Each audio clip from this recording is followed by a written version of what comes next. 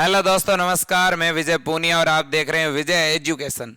मेरे प्यारे साथियों, RUHS ने हम सभी के दबाव में BSc नर्सिंग की काउंसलिंग प्रक्रिया 16 मार्च से शुरू की, जिसकी लास्ट डेट 24 मार्च है। जिन बच्चों ने अभी तक फर्स्ट राउंड के लिए आवेदन नहीं किया है, काउंसलिंग में भाग जिन बच्चों ने अभी तक नहीं लिया है, उनसे मैं कहना चाहता हूं आप लास्ट डेट का इंतजार नहीं करें और आज ही काउंसलिंग करवा दें। और सभी बच्चे एक बार के लिए ये वीडियो अपने स्टेटस पर जरूर डाल दें, ताकि जिन बच्चों तक ये न्यूज़ नहीं पहुंच पाई है उन बच्चों को सूचना मिल पाए।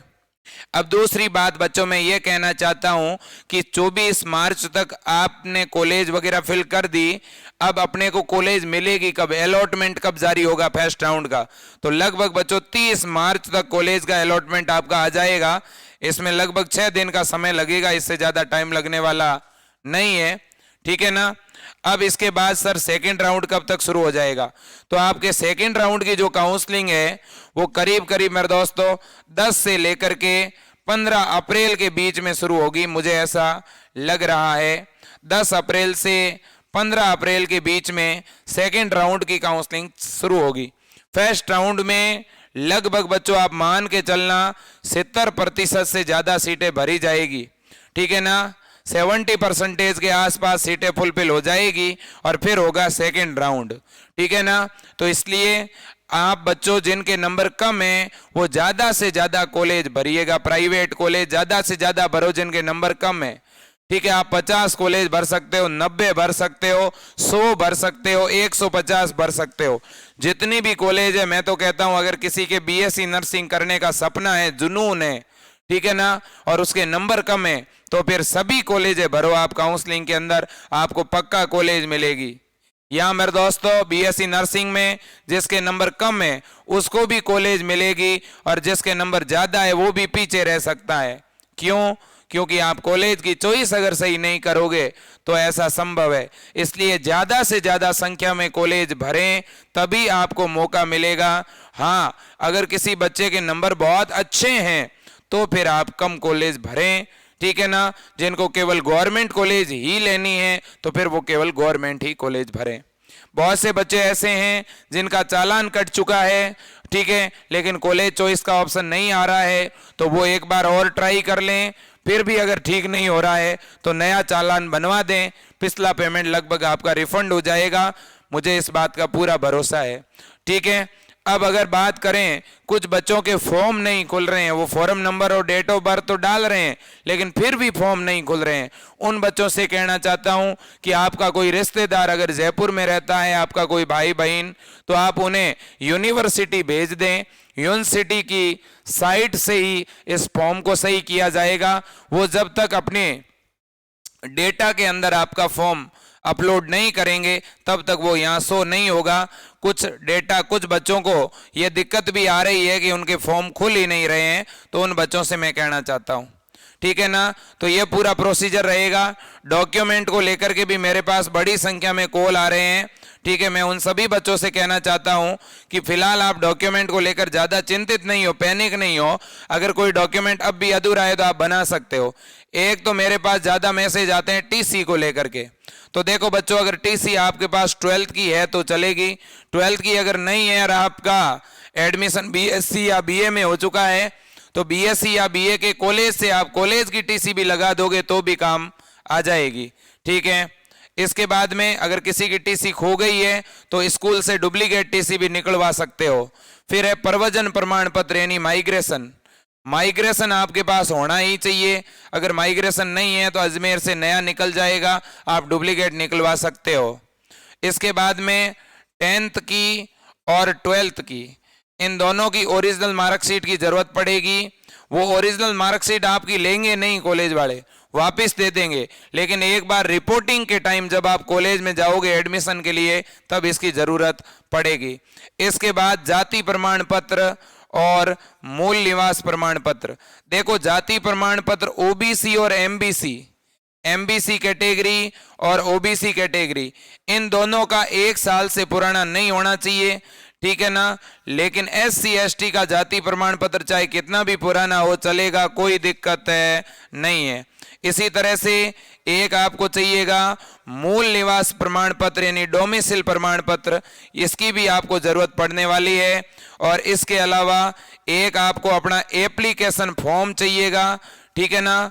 तो एक एप्लीकेशन फॉर्म जो आपने बीएससी नर्सिंग में एडमिशन के लिए प्रवेश परीक्षा के लिए जो भरा था उस फॉर्म की जरूरत पड़ेगी। साथ ही साथ एडमिट कार्ड की फोटोकॉपी भी चाहिएगी।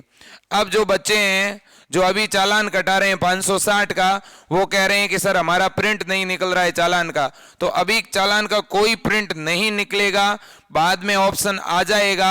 आपको इस बात को लेकर के चिंतित नहीं होना है, ठीक है ना। और भी आपके अगर कोई डाउट है तो आप कमेंट बॉक्स में कमेंट करना, मैं आपको पूरी तरह से सपोर्ट करूंगा। फीस को लेकर के मैं हमेशा बताता हूं आपको, एसएमएस कॉलेज के अंदर आपकी कोई फीस नहीं लगेगी बीएससी नर्सिंग में। इसके अलावा जितने भी गवर्नमेंट कॉलेज हैं उनके अंदर, ठीक है, अगर मैं बात करूं तो आपकी लगभग 21,000 रुपये लड़कियों की फीस लगेगी और 51,000 रुपये जनरल और ओबीसी कैटेगरी के लड़कों की फीस लगेगी। एससी और एसटी कैटेगरी के लड़कों की फीस कितनी लगने वाली है मेरे दोस्तों? 21,000, ठीक है ना। इसके अलावा एक आपको मालूम होगा कि प्राइवेट कॉलेज के अंदर फीस 70,000 रुपये आपकी लगेगी पर ईयर, ठीक है ना। और एक बात बताना चाहता हूं, जो कैंडिडेट एससी एसटी बीपीएल, ठीक है ना, एससी एसटी बीपीएल में चाहे जनरल बीपीएल हो चाहे ओबीसी बीपीएल हो, इनको छात्रवृत्ति मिलेगी। इसके अलावा मेरे अगर कोई दिव्यांग भाई बहन है, ठीक है ना, या किसी के मदर ऑफ या फादर ऑफ हो चुके हैं, कोविड की वजह से किसी के परिवार में डेथ हुई है पिताजी की, ठीक है ना, ऐसे बच्चों को भी सरकार जो है स्कॉलरशिप देगी, ठीक है ना। तो इस बात को भी आप अच्छी तरह से ध्यान में रखें। ऐसे कैंडिडेट को पूरी की पूरी फीस मिलेगी, चाहे आपको प्राइवेट कॉलेज मिले और चाहे आपको गवर्नमेंट कॉलेज मिले।